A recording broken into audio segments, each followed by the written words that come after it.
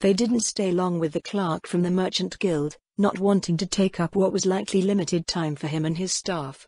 What they learned, however, was invaluable in developing their picture of the human country. After leaving the office, Shawk breathed a quiet sigh as she stole glances at the humans peeking at them from the second and third floor windows around the plaza. "I don't get it," Shawk said. "How could he treat you as guests just like that? We're their enemies." "You're wrong about that," Soraka said. "Neither I nor any of my entourage is one of the Draconic Kingdom's enemies, nor are we enemies of that clerk. The world is not simply divided by race, and individual members of any given race aren't all the same. Humans are considered a prey species by many, but that doesn't mean they're stupid. They can differentiate between individuals of other races just like you and I. But can they really change their attitude that quickly? They've been invaded and eaten for over half a year by people who look just like us. Humans are not a race gifted with psionics, so they need tangible ways to differentiate us from other beastmen. Davy provided them. The merchants from Rolengork do not conduct themselves as I do, Davy explained.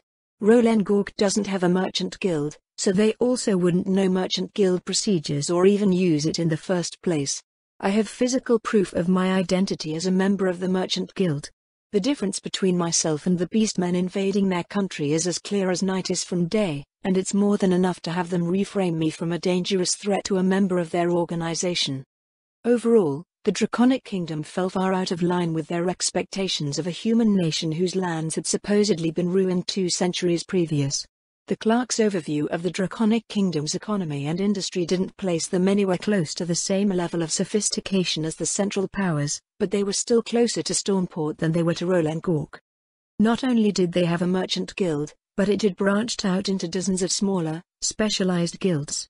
That could only happen if the situation warranted it, so the Draconic Kingdom was evidently a country that had been firmly on its way to developing more advanced industries. The cultural, economic and political realities that came with such development had already started to transform them from their tribal roots. The expansive land and water infrastructure showed that they had a robust transportation network.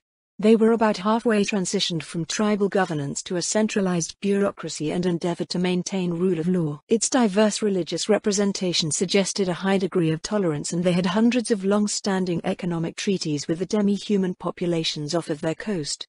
When visiting countries on the fringes of civilization, those who were informed of his coming often put on airs or even set up entire towns and villages to create a false impression of their suitability as affiliates of the Beastman Confederacy. What the Draconic Kingdom had, however, was impossible to fabricate so broadly. Unfortunately, none of their progress made up for the fact that they lacked the martial strength to fend off the Colossus on their eastern border. Soraka mused over the irony that the country being conquered by a potential candidate for Confederacy affiliation was a better candidate than the candidate. Confederacy policy required that such a distant candidate be independently strong, however, as an economically sound military alliance was not feasible. "Are you going to help them?"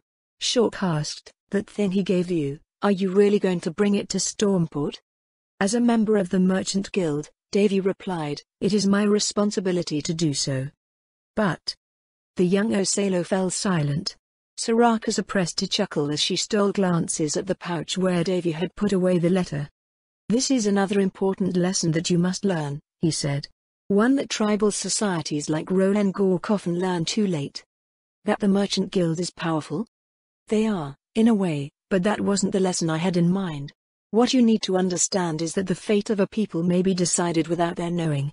2 parties sitting across a table from one another may divide a land between them without the consent or awareness of the millions of people residing in that land. Deals can be made to turn eyes away from abuse and exploitation. Countries may refrain from intervening in a blatant injustice simply because it is politically inconvenient or uneconomical. All that is needed to justify an atrocity against those outside of the greater fabric of society is a shallow excuse or the most minor of incidents. Truth is unnecessary." But that's unfair." Shawk sniffed. "It's unfair and it's terrible. You're basically saying that people can say whatever they want to do anything that they want. How can we even fight that?"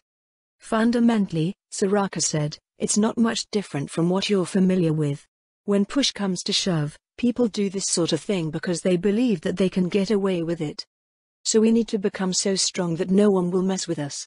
Martial strength is what many attempt to resort to, yes. But I believe that is a result of limited development or ignorance of their other options. Take the Merchant Guild, for instance. You were surprised and disturbed by the idea that merchants could be a threat because your assessment of merchants only factors in their physical strength as individuals. However, you should already know that those with resources can use those resources to purchase the time and skills of others.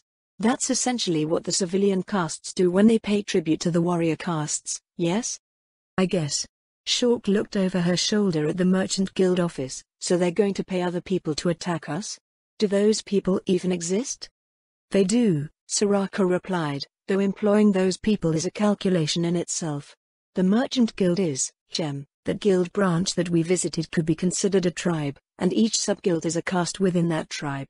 They have a regional headquarters, probably in the Draconic Kingdom's capital, and each guild branch in the Draconic Kingdom answers to it as tribes do a clan. The organization can be found around the world, making it a sort of super clan, for simplicity's sake.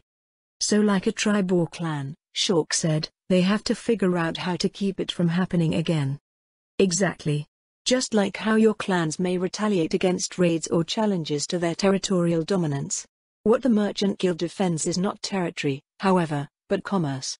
If there are disruptions to commerce, they will finance the appropriate measures to resolve that disruption.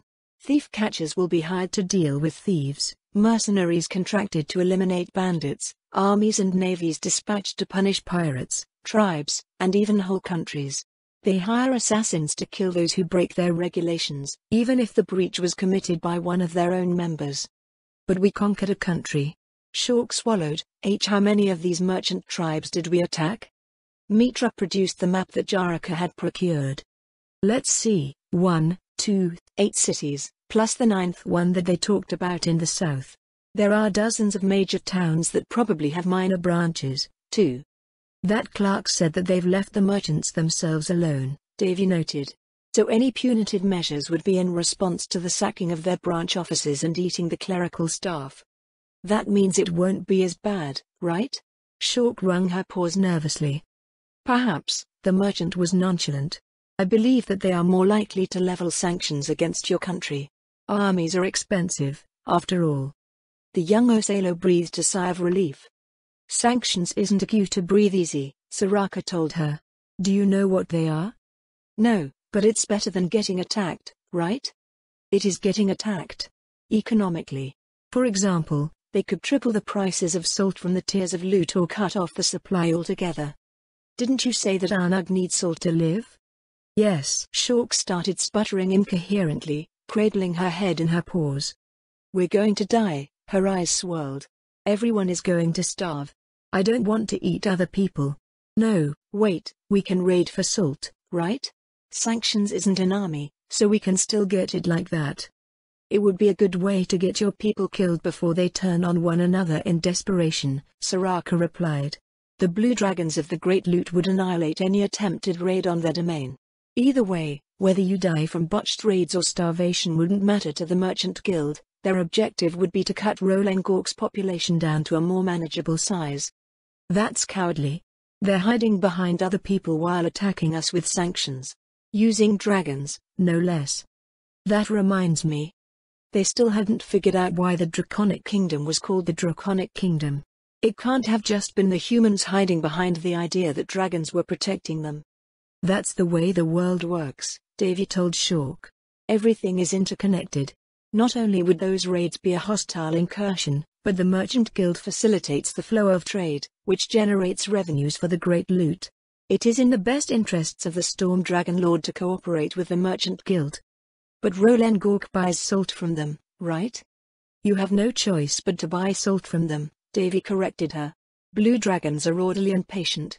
In a broad sense, society is putting upstarts in their place, which is to everyone's long-term benefit. From their perspective, they are disciplining an unruly child. Shawk let out a helpless moan.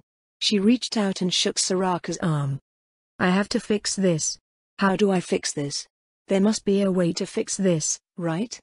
What's done is done, Soraka said. You can only face the consequences. I don't like these consequences. I didn't even do this. My people live in a city 1,000 kilometers away. They don't even know what humans look like. Arg, this is Ranadratha's fault. She demoted him. That's another thing to note, Soraka said. Associations matter. Even though you may not have personally done anything wrong, others are more than willing to judge you according to your connections. You are not considered an individual, you are a member of a group. Anything that others in your group do or become known for will become attributed to you, for better or worse. Is this what you meant by war coming to my clan? Shulk asked. Did you already know about this all the way back in Keral? We didn't know what was going on in the Draconic Kingdom back then, Soraka said. But the problem facing your clan is fundamentally the same. You will have resources that other people need, and if force is the easiest way to obtain it, one must assume that someone will make the attempt. So we need to be strong enough to fight them off, but that only goes so far, doesn't it? Starving people stop caring about the rules. They'll do whatever they can to survive. We'd be overrun by our hungry neighbors. Very good, Soraka nodded. I'm glad you understand that. Unless one is so powerful that they are impossible to challenge, the attention and energy of the masses need to be managed in some way. In your case, it can't just be no, you can't steal our food. It has to be no, you can't steal our food, but here's something else that you can do to obtain it. The alternatives need to be understandable, achievable and more attractive than employing force. Though they may not consciously understand what's going on, Keral's citizens already live according to sets of rules that employ these principles. That makes it easy for your clan to integrate what they're doing into the workings of the city. This, in turn, builds up power for your clan, economic and political power. The strength of those whom you become interdependent with becomes your strength, as maintaining what you have is in the best interests of all who benefit from it. I can see how that will help us with our own people, Shulk said, but how will that save us from the Merchant Guild? In the same way that I got through to that clerk, Davy told her. Most races gauge others by comparing them with what they are familiar with. In this situation, the Draconic Kingdom is not only the victim in the literal sense, but also an ideological sense. Civilized nations who are aware of what's going on here will identify with and favor the Draconic Kingdom because it has more similarities with them than Rolengork does. Rolengork, on the other hand, will be seen as nothing more than a ravening horde of feral savages. By showing you've adopted systems that they're familiar with, you become less a threat that requires forceful taming and more a potential market to add to their trade network. Stop. Soraka's entourage assumed a defensive formation and peered warily at their surroundings. The few humans watching them fearfully from their homes vanished from their windows. What's wrong, Karavaki? Soraka asked. There's no threat. That intersection we just passed. Karavaki's voice trailed off as she backtracked and went north up a side street. She stopped in front of a small, but familiar-looking temple. A trace of incense filtered into Soraka's nostrils as they walked in through the front gate. I couldn't tell since the temples in the other cities were thoroughly pillaged, but this leaves no room for doubt, does it? What is it? Shulk asked. A Buddhist temple, Karavaki answered. Well, more of a shrine. The important part is that the path of enlightenment has a following in the Draconic Kingdom. Shulk stared blankly at the explanation. Soraka cleared his throat. It's closely related to our own practices, he told the young Osalo. You mean you worship the same gods? Buddhists don't worship a god, Soraka said. They are disciples of a Buddha, an awakened one. A Samyak Sambuddha, one who independently obtained perfect enlightenment and has chosen to make others aware of the Dharma, founded Buddhism hundreds of years ago. Dharma is the cosmic order that governs all things in the universe. Buddhists seek to achieve enlightenment just as the various Buddhas have. That sounds powerful, I guess? Soraka furrowed his brow at Shulk's only takeaway. There were stories about Buddhas flattening cities with a palm slap and all manner of other supreme feats, but that was far from the point of enlightenment. A shaven Soryo appeared at the entrance to the shrine, adorned in a black cassia. He shook his iron-headed Kakara and slammed its base on the ground. In response, Kasturi and her fellow priests pressed their paws together and offered a respectful bow of greeting. The stern-faced monk's features faltered slightly. Greetings, good monk, Karavaki said. My name is Karavaki, a priestess. We are travelers from the distant southeast. Though we are not Buddhists, we, too, observe the Dharma in all of its aspects. The Soryo looked at them for a long moment before returning the greeting. "You are welcome here, Karavaki. My name is Ilan, Atsagan of this shrine." "Atsagan?" Karavaki said. "Are any of the senior staff present?" The Osho rejoined the River of Souls when Rivergarden fell. He was a righteous man, so I'm sure some interesting reincarnation awaits him. "I see. I was surprised to find a Buddhist temple here. What school is this?" "The Zen School of the South," Ilan replied. "The missionary who built this temple arrived in the Draconic Kingdom nearly 60 years ago." "Does that mean Buddhism is widespread in this region?" A tight smile creased the Soryo's face. "No," he shook his head. "The locals don't care much for our ways here. They are too superficial. The Draconic Kingdom aside, two faiths dominate the human countries of this region, that of the 4 and the 6. "I believe we've seen their temples on the way here," Karavaki said. "Worship of the elements is common in Rolengork, so they've been repurposed to serve the beastmen's spiritual needs. The gods of death and life from the temples of the 6 have been removed to create more elemental temples." Ilan let out an amused grunt. "I'm sure the theocracy will be thrilled when they hear about that. You probably don't want to be here when they come around. The slain theocracy is the human-centric nation across the lake, if I'm not mistaken?" "You are not," the monk replied. "What is the theocracy's relationship to the Draconic Kingdom? Unlike this country, they don't seem like the tolerant sort." "They're not," Ilan agreed. "The Temple of the 6 isn't as aggressive about its teachings in the Draconic Kingdom as they are in the theocracy, but the Draconic Kingdom's relationship with its beastman neighbors means that a not insubstantial portion of the population worships the 6. When major raids occur, they usually dispatch military assistance to beat the invaders back." "Did they not do that this time?" "Not yet, at any rate. They have an ongoing war with the elves of the Great Forest of Ivasha to the southwest, so that may be what's causing the delay." "So the powerful forces that Clan Torika was waiting for didn't belong to the Draconic Kingdom in the first place?" "Did Ranadratha know what was going on? It would certainly make KHHSCHLR's reckless certainty far more sensible. In war, quickly seizing advantage of good luck and timing could easily overturn careful planning and solid logistics." "In the event that they finally appear," Soraka asked, "will they be able to turn the current invasion?" "Oh, of that I have no doubt," Ilan said. "While I find the tenets of their faith reprehensible, their human-centric views cause them to react with extreme prejudice to events like this. They are by far the strongest country in the region, and the reprisal for this invasion will be absolutely deadly." "What is it that makes them so strong?" "They've existed for nearly 6 centuries, with all that entails." 6 centuries? His tail twitched. "We heard that some calamitous event referred to as the demon gods brought ruin to this region 2 centuries ago. You know about them?" The Soryo arched an eyebrow. "The slain theocracy is the only country that survived intact from that time. They played a crucial role in rebuilding the human countries in the region. The wake of that calamity was also a prime opportunity to spread their religion, of course." "Was that possible?" "According to the merchant map, the slain theocracy wasn't a particularly large country. Statistically speaking, such a small population of humans wouldn't be able to muster the force to resist multiple Atirati-class entities. Unless. These 6 great gods that they worship, do you know anything about them?" "They're treated as the saviors of humanity," Ilan replied.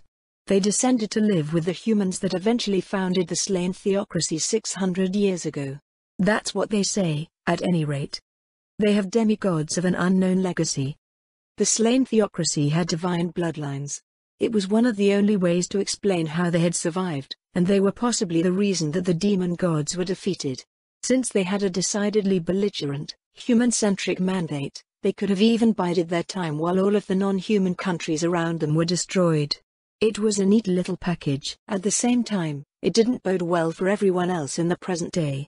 Not only did they have a divine bloodline circulating in their population, but they also potentially had Astra. The Minas League had several of them, which were enough to tide them over against their enemies when a demigod wasn't born in a generation. An overambitious confederacy venture in the past had found that out the hard way." "Wait," Soraka furrowed his brow. "You said they were at war with an elven country of some sort as well?" "I don't think it can be considered a country in the sense that you imply, but yes. They are one of many humanoid and demi-human kingdoms in the Great Forest of Ivasha. Wood elves, I think? What ridiculous calamities there are out here. Soraka suppressed a shudder. To counterbalance the power of a demigod, one needed a demigod of their own. If they were fighting elves, then there was a significant chance that it was a scion of the Eight. It was not a conflict that anyone in their right mind would want to get close to.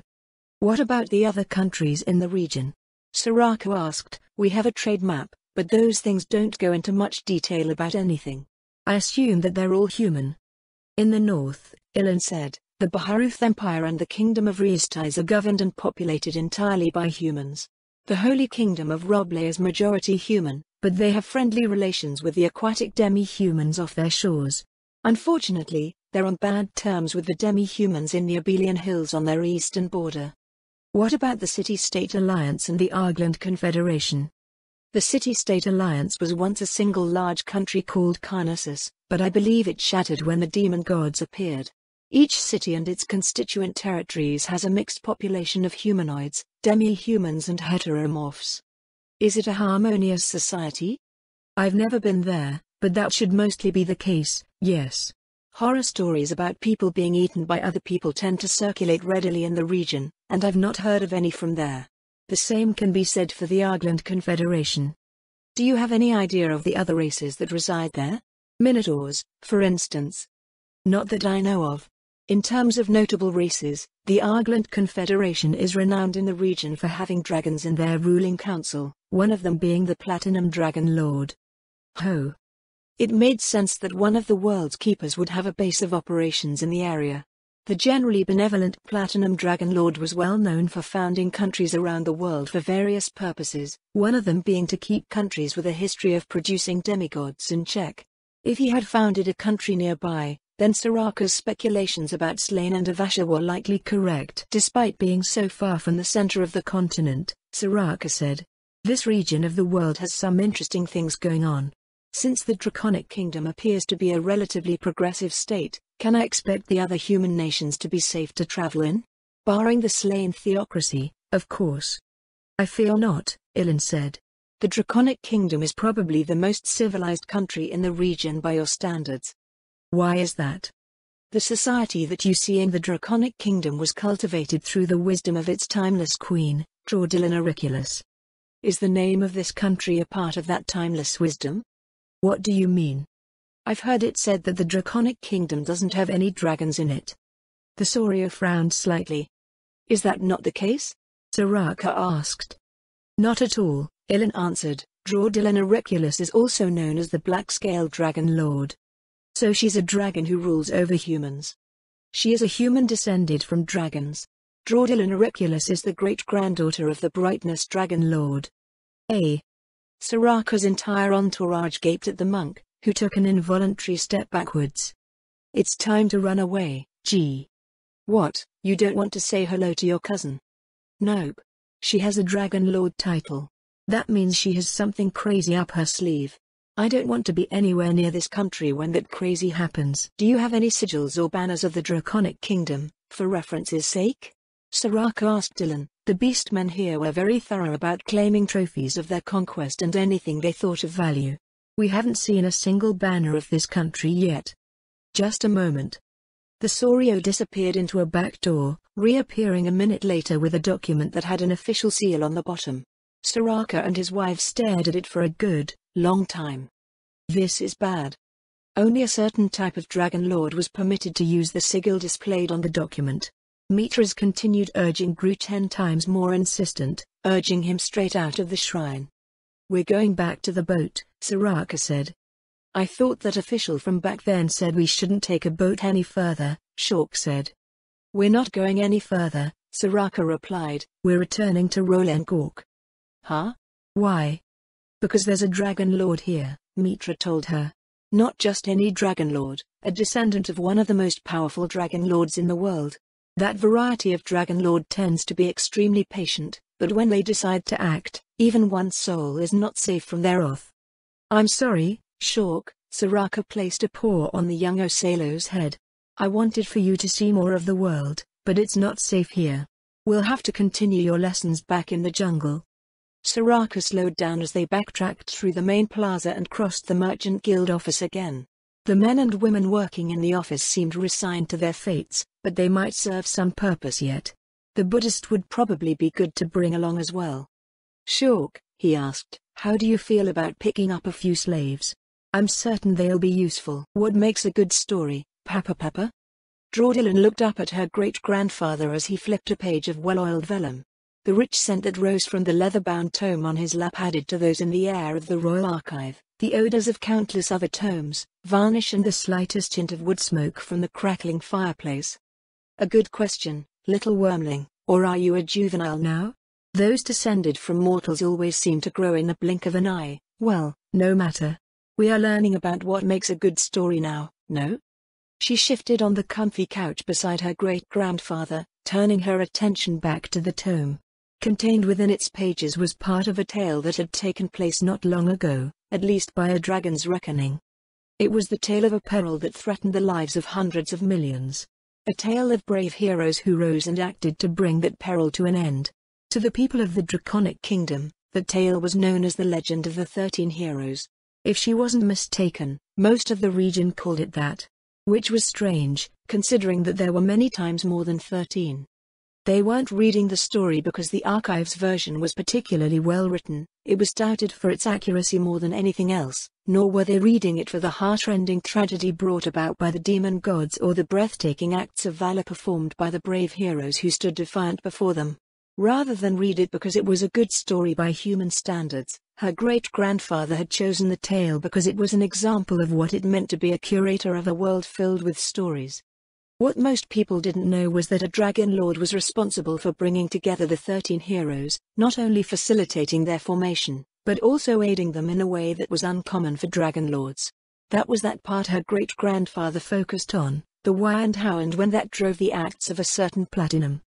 Draudillan knew him to be her great-granduncle, the Platinum Dragon Lord, but the 13 heroes certainly did not. At least not until the very end of the tale.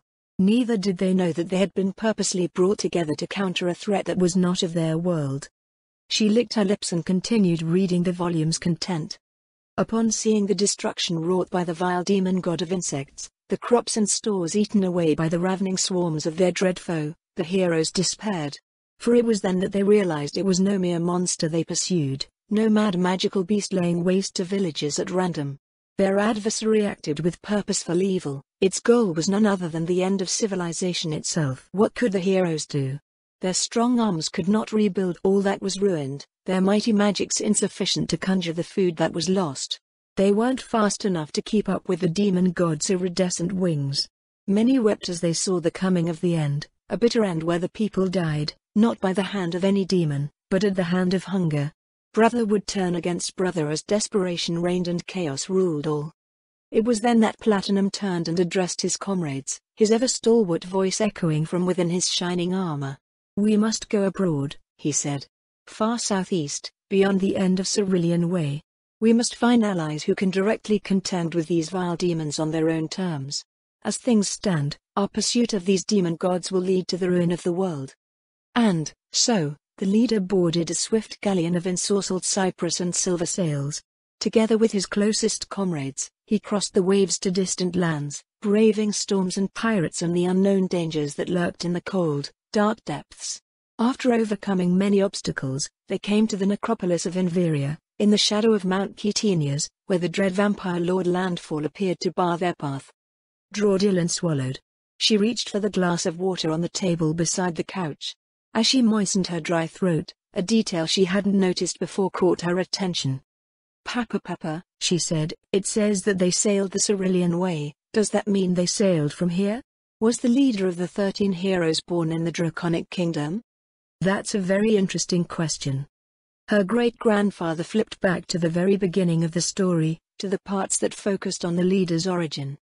"If it's true," Draudillan said, "maybe he left some descendants here? If we had some people who inherited his strength, they could help us against the beastmen." "Well, I would be careful about that if I were you," her great-grandfather said. "Mortals possessing strength beyond their ken are often full of themselves and pursue their own ends. This is especially true of humanoids. They are not instilled with purpose and driven by duty like us.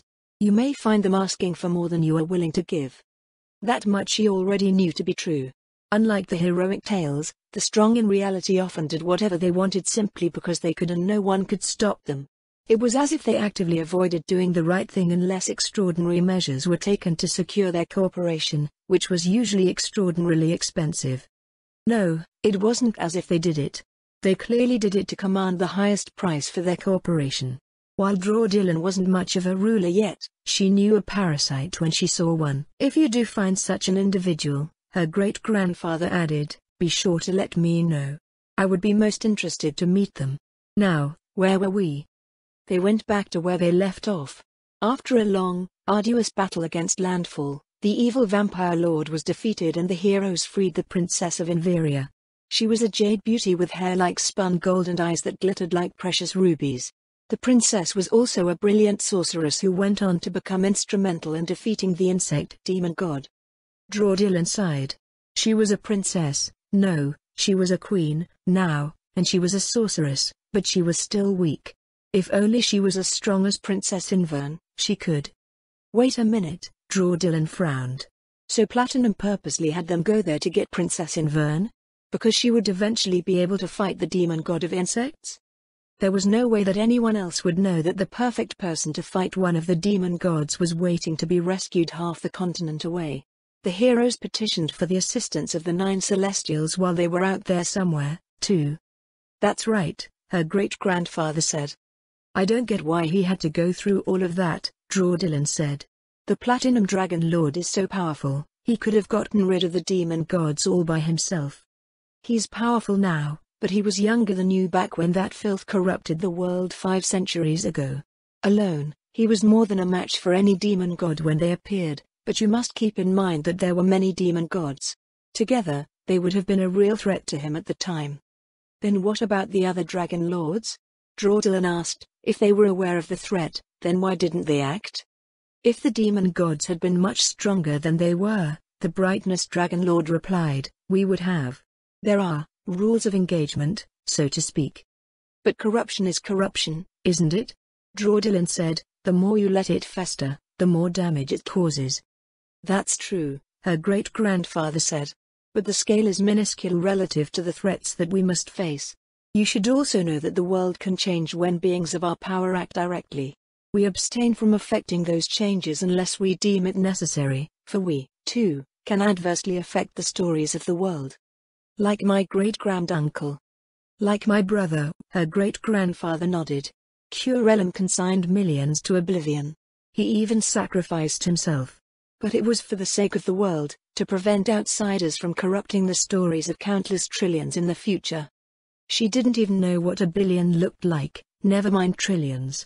Dragon Lords were supposed to hold an all-encompassing perspective that Drawdillon wasn't sure she would ever be able to achieve. Just thinking about her little kingdom already filled her head to overflowing.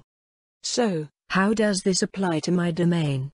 Drawdillon asked. I still don't know what a good story is. The way that Platinum did things is very much suited to you, I think. I would dare say that you are more suited to his methods than he is. If you are both prudent and shrewd, the magic that you use will be well worth the cost. But how? I have to destroy souls to do anything powerful. How can anything be worth the cost of a soul?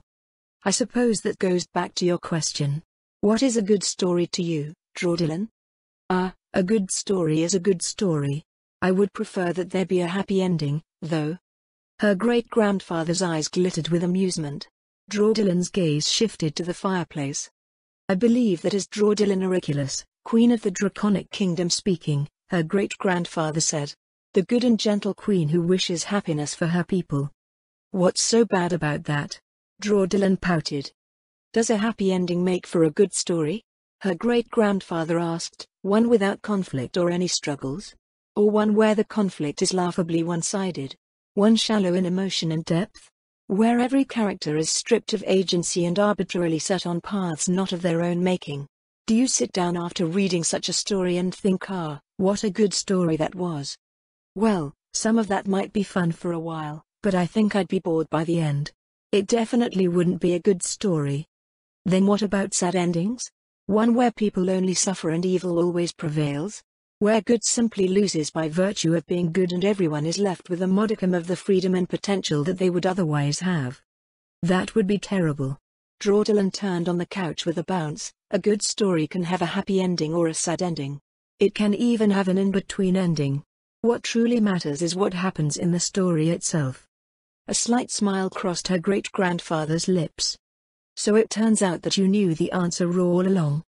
But that means it's all right to let my people suffer. Dylan was aghast.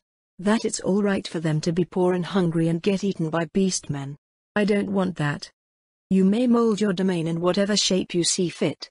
Mortals tend to come up with ways to inflict suffering on their own, so you don't even need to go out of your way to cause it. The Draconic Kingdom can be as good and valiant as the heroic tales in this archive. Just know that the world may one day call upon that valor to form part of an even greater story. The book on her great-grandfather's lap snapped shut and he hefted it in his hand. Remember what I told you when we first met, little wormling? That every soul is like a book, Dylan replied. A book whose pages are empty when one is born. Those pages are filled with the experiences of one's life. At the end of that life, one's soul returns to the world. So, as a curator of souls, what is a good story? A soul that returns to the world, rich with the experiences of life. Very good, her great-grandfather nodded. Souls return to the world in a state greater than in which they entered it. Thus, the world grows greater with every cycle of souls. If one sacrifices souls to ensure that the whole remains healthy and ultimately more fruitful than it would have been, then the result is well worth the cost. Her great-grandfather sighed, placing the tome on his lap and tapping his finger lightly upon it. The corruption of the world makes our work progressively harder, Dylan.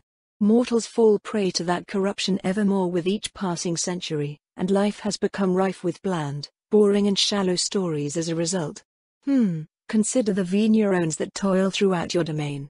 They do not only prune withered and diseased vines, but also healthy ones to ensure the best harvest. Our task is something like that. Vines don't have souls, Papa. A laugh issued from beside her, and her great-grandfather placed a hand gently atop Dylan's head. You are a kind and loving dragon lord, he said. In many ways, you remind me of my mother. I do? You do. His hand mussed her hair. Your great-great-grandmother and her allies went to great lengths to help the world flourish because they loved all of the beings that call our world home. Many of the things that the people of today take for granted are actually gifts from her. Yet, even she understood that sacrifices are sometimes necessary. I suppose you will learn this in time. Experience is the best teacher, after all. 24th day, Upper Wind Month, 1 CE, Your Majesty. A gentle voice reached out to draw Dylan through her slumber. Your Majesty. She stirred and her eyelids fluttered open. Then her heart leapt into her throat when the wonderfully dignified visage of Sebastian filled her vision. This can't be healthy. The ship's captain has informed me that we will be arriving in Blighthold shortly, he told her. Yumu.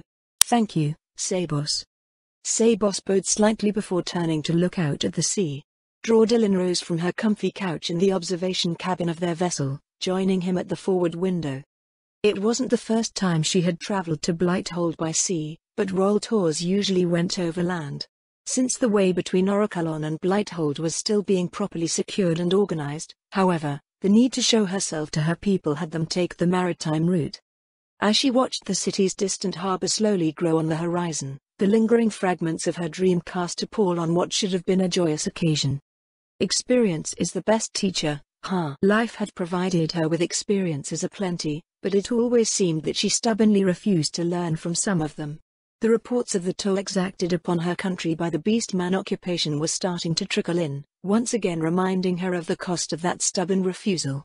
At the same time, the unwavering adoration of her people throughout it all twisted in her like a jagged blade. Crisp steps sounded in the stairwell and the newly minted Marshal Zillow appeared. With things going as fast as they were, he didn't have an official uniform tailored yet, but the tall lordling from Eastwatch still cut a striking figure. Your Majesty, he lowered his head, the deck has been prepared for your presence. No changes to our schedule were required. Thank you, Marshal.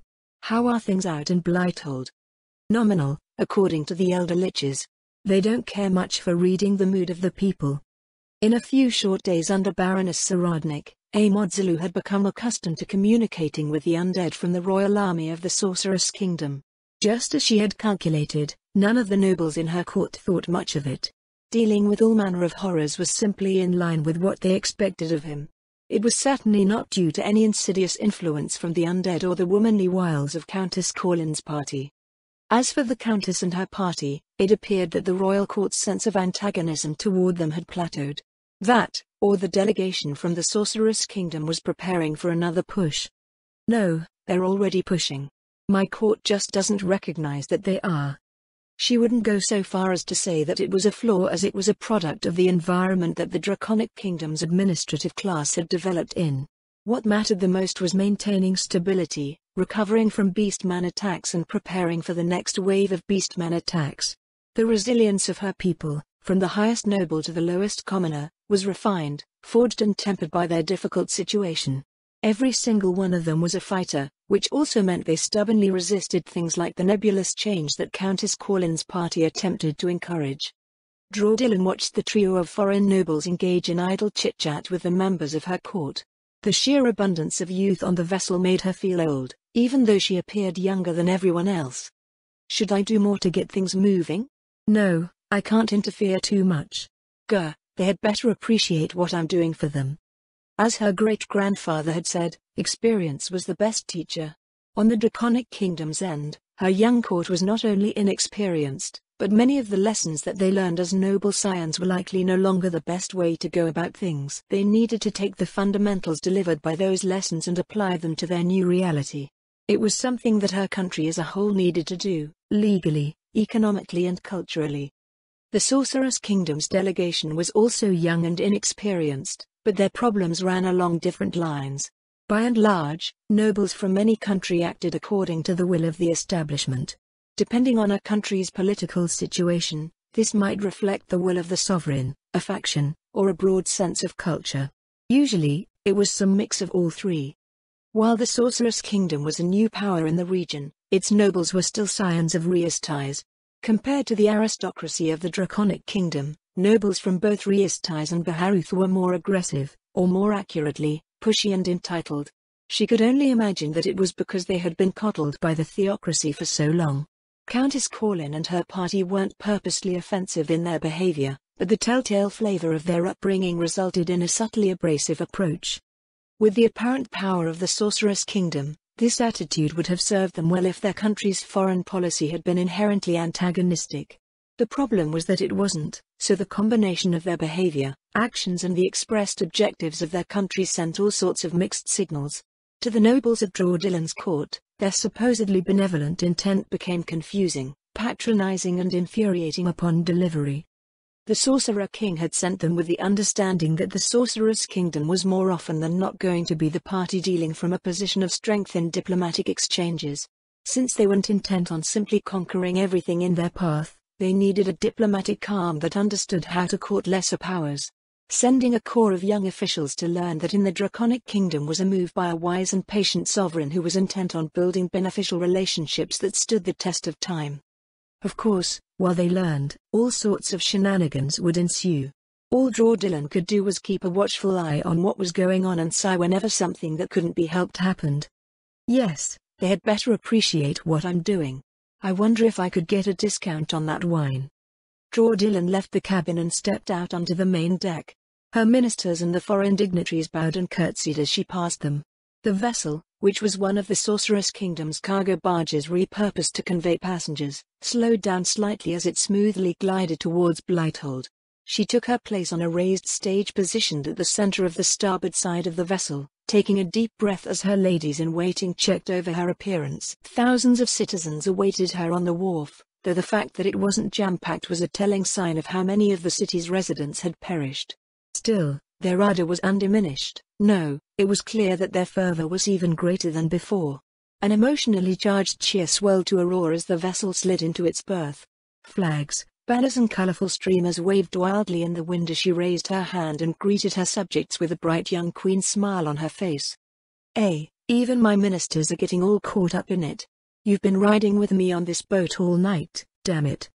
Not only had they accompanied her to Blighthold, but they went with her for tours around the capital province and had pretty much been with her since Orichalon was besieged by the Beastmen.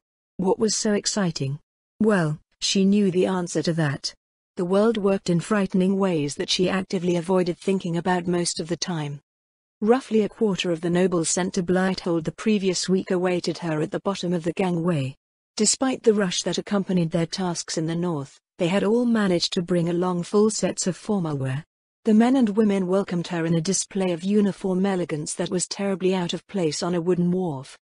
Blighthold offers its warmest of welcomes to our beloved queen. Umu. You have all been through much, but brighter days lie ahead of us now. We thank you for your brave resilience in such difficult times. Her words, of course, did not just reach the line of nobles, but also carried over the entire wharf through the use of an oratory skill. This proved to be a mistake, as the entire population broke down upon receiving her recognition and gratitude. Gay, if millions of people cry wherever I go, the sea will turn salty. I have enough strange things to deal with in my life as it is. Maybe we can harvest all these tears and sell the salt ow. Draudillan's lip twitched to the whisper behind her. At least some people were unaffected by her influence as a sovereign. Our work awaits, Draudillan said. Shall we begin? Yes, Your Majesty, Ina said. The members of Haifat's garrison await inspection. Behind the line of nobles, 5 companies of soldiers were arrayed in parade formation. She immediately picked out Captain Insera at the head of the company on the right and headed over. Are they really that much stronger? According to Baroness Saradnik, each of the soldiers was as strong as a member of Baharuth's White Silver Imperial Guard, which was stronger than its Royal Earth Guard. As Draudillan understood it, that also made each of Haifat's soldiers only slightly weaker than a member of the slain theocracy's Sunlight Scripture. Except their equipment was mundane and their training was nowhere near as good. Most of them also weren't magic casters. Humans were a race that relied heavily on equipment, magic and training, so it would be fair to say that they looked much stronger than they actually were. She went from company to company, shaking the hands of their officers and offering her praises to the men. That was pretty much all she could do. It was nice to know that she had a good corps of strong soldiers now, but the Draconic Kingdom did not have the financial leeway to realize their full potential. I can pay for their livelihoods, at least. Maybe there's something else I can do. I'll have to speak to Zaradnik about that. Draudillan looked over her shoulder at Marshal Zalu. The man had a strong sense of humility, so even if he was brave enough to speak to the undead, he didn't dare speak to experienced veterans as a superior. Baroness Zaradnik said it was a good attitude to carry, but Draudillan was certain that she was biased.